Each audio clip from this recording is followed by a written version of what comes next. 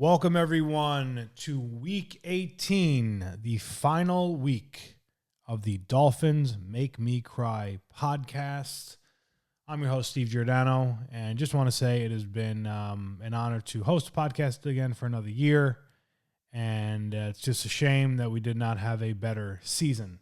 But we have one left, Dolphin fans, and it will be a very, very interesting, tumultuous, and honestly unpredictable offseason that we're going to have, a long offseason ahead of us, because I don't think anybody really knows, one man knows, Stephen Ross, what the totality of the moves moving forward will be. We'll get into that, but good news, Dolphins win, beating Tampa Bay last week, 20-17 at Hard Rock Stadium. And look, for as bad of a season as has been, disappointing, frustrating, just head shaking, just very inconsistent, they have done decently in the fact that they've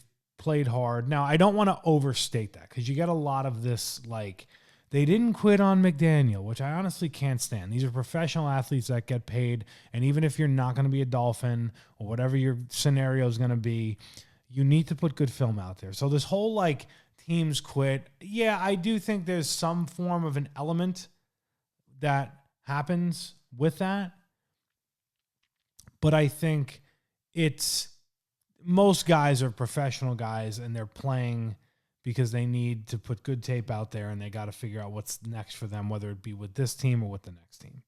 So I don't want to overstate the fact that they've, quote unquote, not quit on him and played hard. And then usually these teams will lose just because they're just outmatched and the talent isn't there.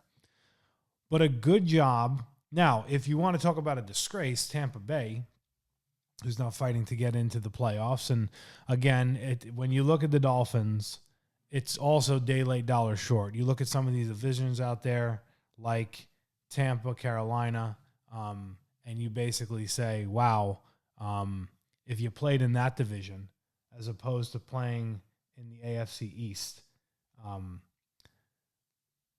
what would it look like, right? You'd be in the mix. You wouldn't be 3 weeks, ahead of the season being over and being out of it, right? So the Dolphins play pretty well against a team fighting for their playoff lives that, frankly, if you're the fan of them, you look at that game and you say, man, what a disgrace. You lost to this, pretty, bad Dolphin team, decent to bad Dolphin team, and a must-win game for you for your playoff lives. Now, how the game played out. Look, you got to give Quinn Ewers a lot of credit. And at the end of the day, there's going to be the Dolphin fan who says, man, he's the guy. Wow, look at this. We're figuring out if this guy's our starter. If you actually think that, you might be like the brain-dead Dolphin fan, and there's a lot of you out there. That's not what this is about. Quinn Ewers is not going to be your starter, okay? Quinn Ewers is basically auditioning here to see what he's got, and really his ceiling is your backup. Now, we know this quarterback situation in the next, 7 months, God only knows where it's going to go. There's so many ways it could go. We could predict a million things that could go on here. But the one thing that you can almost guarantee is that unless they flat out say, hey, we're going to tank, and again, this is not anything against Quinn Ewers, I do think he has ability as a backup quarterback. And yeah, and who knows? Yes, maybe down the road, but if anybody sits here and thinks, man, he played fairly well in this game and he played, I'd say, decently in the Bengals game, that he's the guy. One, it's the crazy Miami Dolphin fan base that's just starved for quarterbacks, and we've watched such garbage for the last 25 years with spurts of good Tannehill and spurts of good Tua, that we just don't even, most Dolphin fans, they don't know what a good quarterback is. They're just grasping at anything. He's not the guy. Now, do I need to see Patriot game? Do we need to go through an offseason? Do we need to know what the quarterback room looks like for next year? to compete to be a backup, sure, I'm down. Because you got a lot of other issues here that I think fall by the wayside, and that is you've paid backup quarterbacks $6 million this year. You've had years $10 million, $8 million, $5 million. You're not going to have $1 million to go pay a backup. Now, not saying you won't, because you are going to probably have a quarterback room with 3, but the point is getting him with his contract as a rookie contract, and if he's good enough to be your backup, you just opened up cap space that you're desperately somewhere else on the roster. And that is going to be of very, very high importance moving forward for the 2026 season. For the rest of the game, look, Dolphins did enough. Defense did some things. They played fairly well.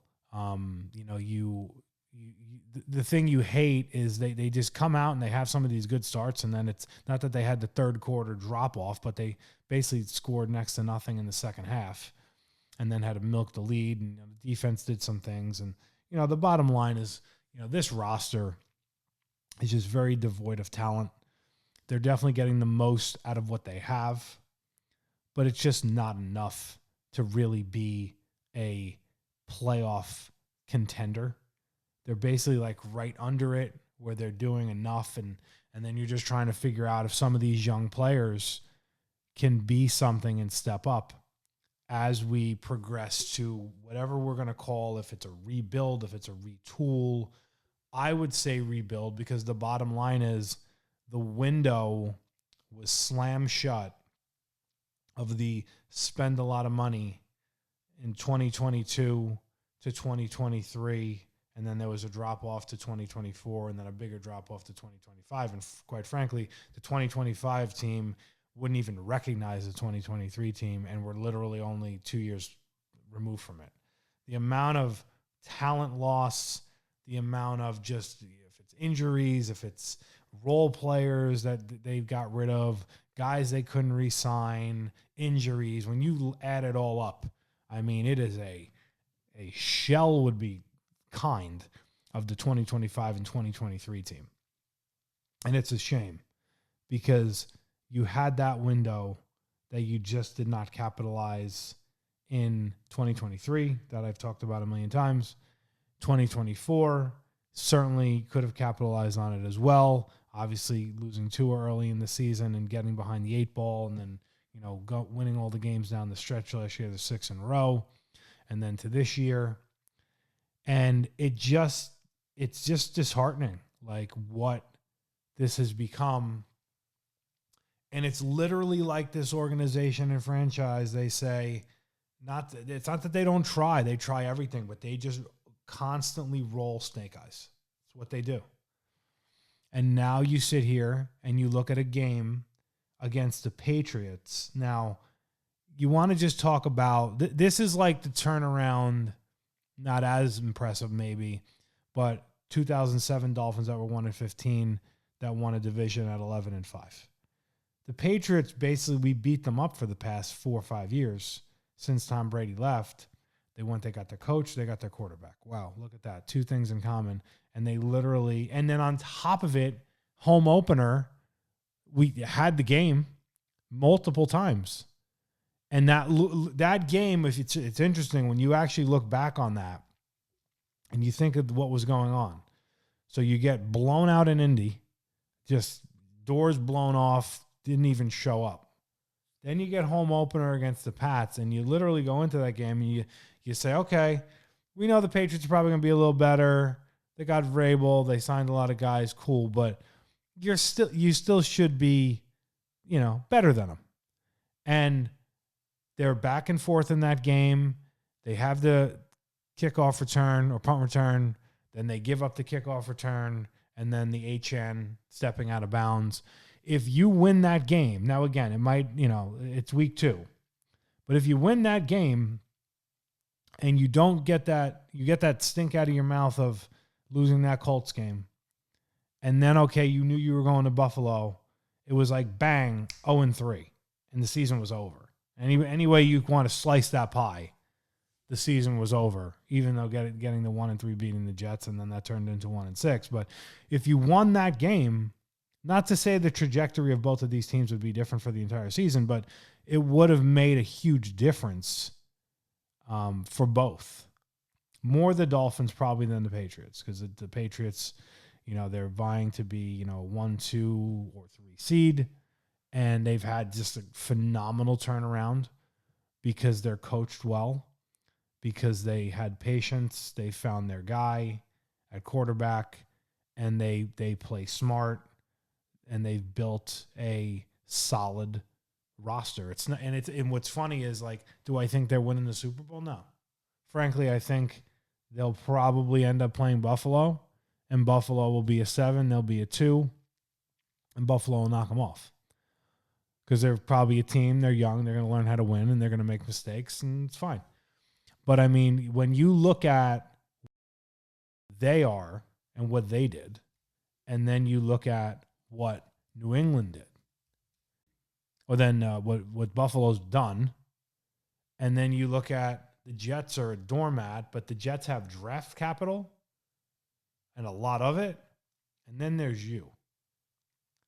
You can make an argument real fast that right now they're slightly better than the Jets record-wise, but moving forward, you're staring at being the bottom of this division.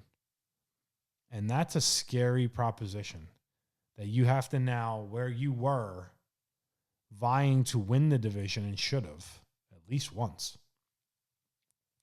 maybe twice, where you are today.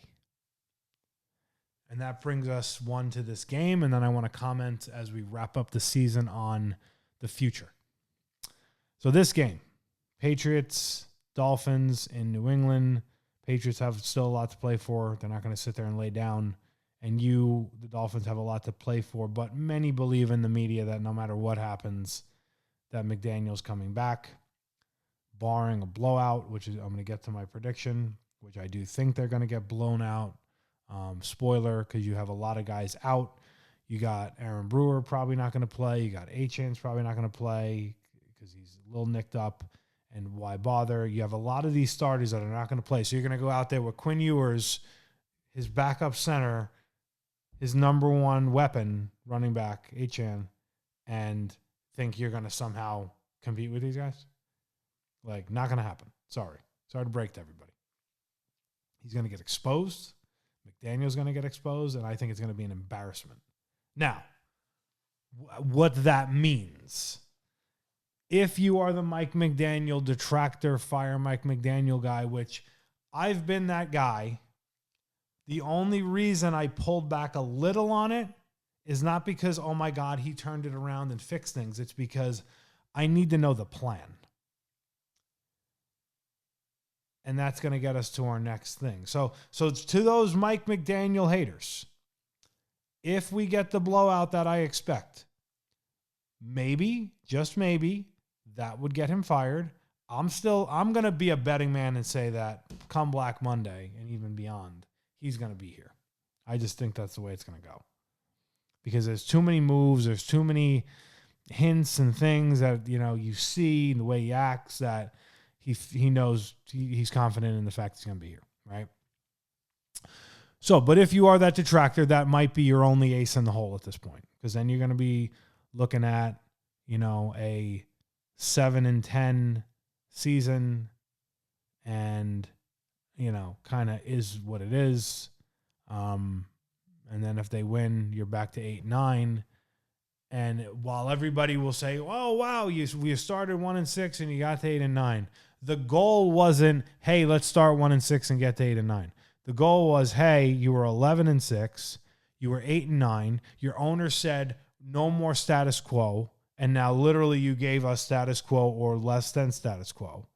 So for that, he should be gone." And the reality is, we should all just be honest with ourselves. The organization needs an enema. It needs an overload. It needs to be completely blown up, and new people need to come in here. And that brings us to the news from a couple days ago that Troy Aikman, former Dallas Cowboys starting quarterback and ESPN analyst who ripped the Dolphins in the Monday night game, during their 2-minute offense, or if you want to call, or lack thereof, of 2-minute offense when they were down by so much, that Troy Aikman is going to be consulting a general manager search, which then would lead you to believe that maybe they will get a new general manager. That's also something that could not be good for Mike McDaniel, because a new general manager might not want to be saddled with him as a lame duck coach. But that's how Stephen Ross rolls, because he's done it for, coaching search after coaching search after coaching search. So very interesting dynamic with Troy Aikman going in and kind of analyzing things. But I do think in my heart of hearts, Champ Kelly's going to remain and Mike McDaniel will as well. And then we're going to reset for next season. But I do think there's some chance it could get blown up. Some chance. I wouldn't say likely. Now, I'm going to give you this real fast. If it's me, what do I do? Now, I'm going to be fair. This is not an easy situation whatsoever. You got interim GM. You fired a GM. You got coach in the 4th year. You got quarterback with $100 million cap hit who couldn't play or well. Does he have injury? Does he not? I mean, we know he does, but is it injury that they know that he can come back from next year? You look at the tea leaves and you lean towards not. There's so much stuff. So what would, if you put me in the GM spot, which you probably should consider it at this point, what would I do?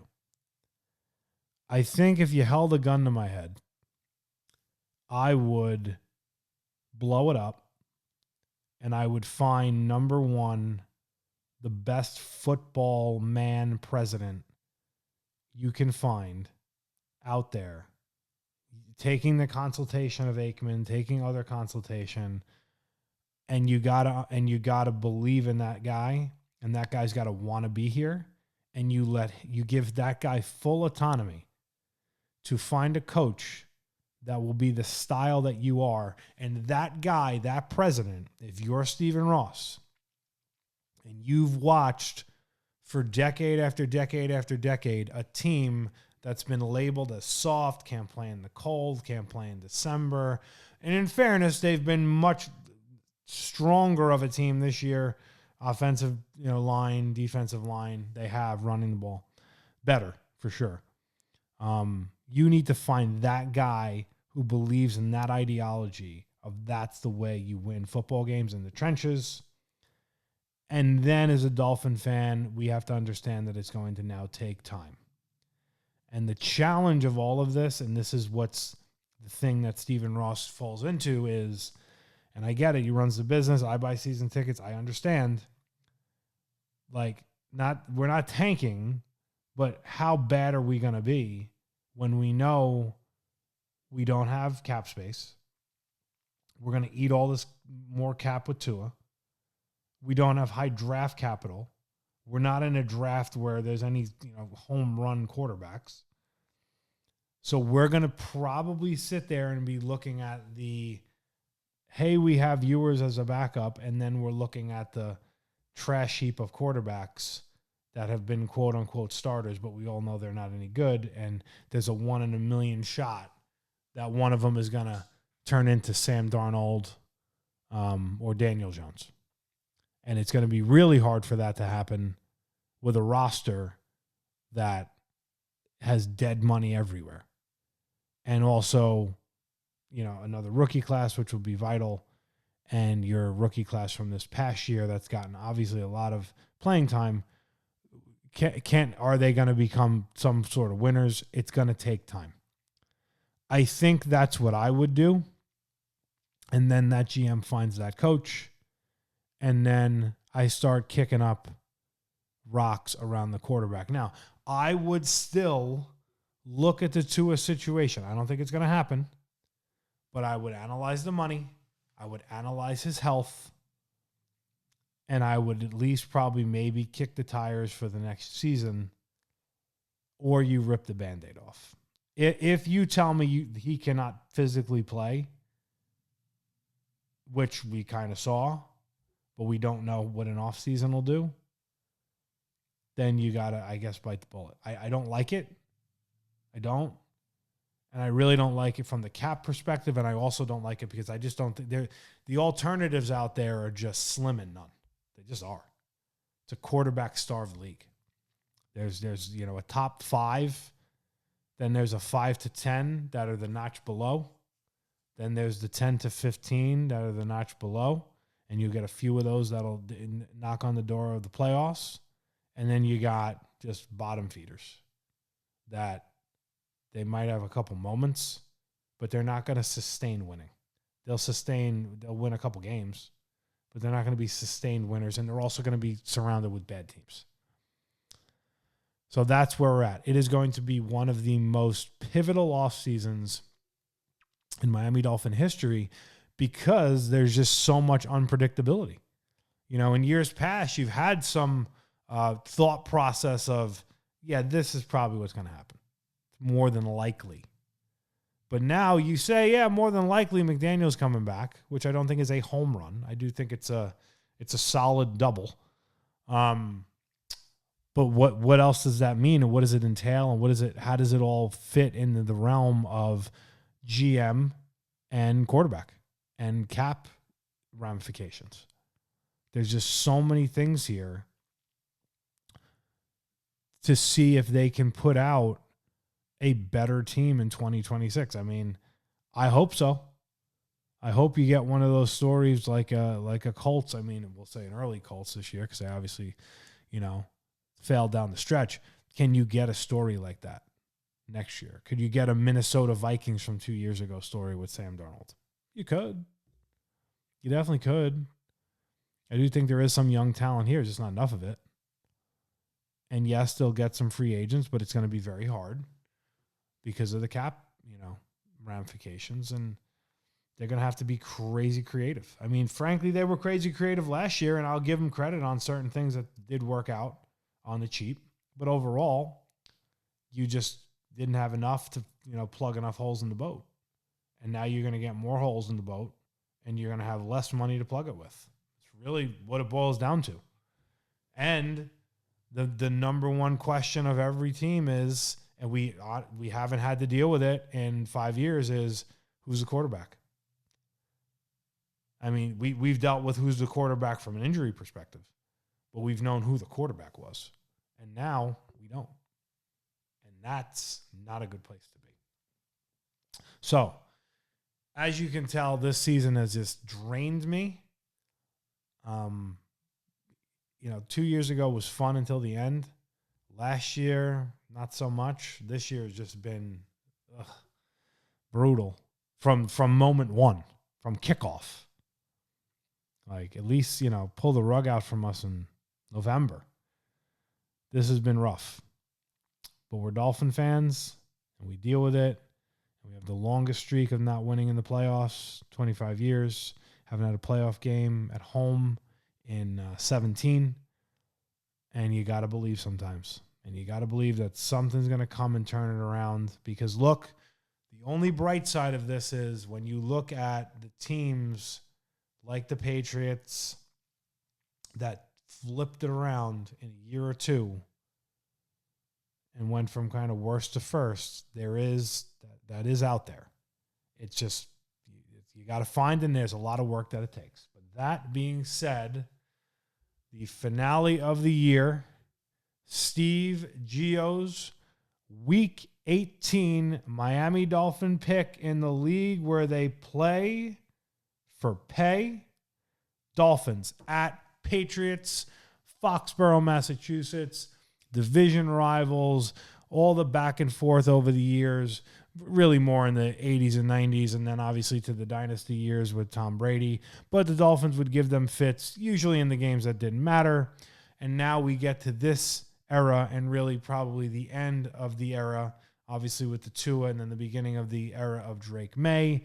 The Patriots going for, seeding, 1, 2, or 3 seed. Drake May, possibly an MVP, which is incredible. And you're going to get the Dolphins as an 11.5 point underdog, and the over-under is 45. My prediction, I'd give the Dolphins a little bit more of hope if you told me you're going to give me at least a full complement of the team, and you're going to give me Achane and a healthy Brooks and Brewer and probably all the guys that they're going to kind of like slide under the rug that aren't going to play in this game. And you're giving me Mike Vrabel, who's a no-nonsense guy, who's not going to sit here and start the game resting everybody. He's probably going to build a lead, get his guys out, and then go celebrate whatever seed he gets, which is going to be pretty damn good. My prediction is the Patriots are going to wipe the floor with the Dolphins, particularly early. I think they win this game 35-14. I think it's going to be an end of the season embarrassment. We've had a few of those over the years. You can think back to Buffalo back in, I think it was 2018. Obviously, Buffalo 2 years ago and losing the division. And as a Dolphin fan, if it becomes embarrassing, all the emotions are going to really be stirred up to fire McDaniel.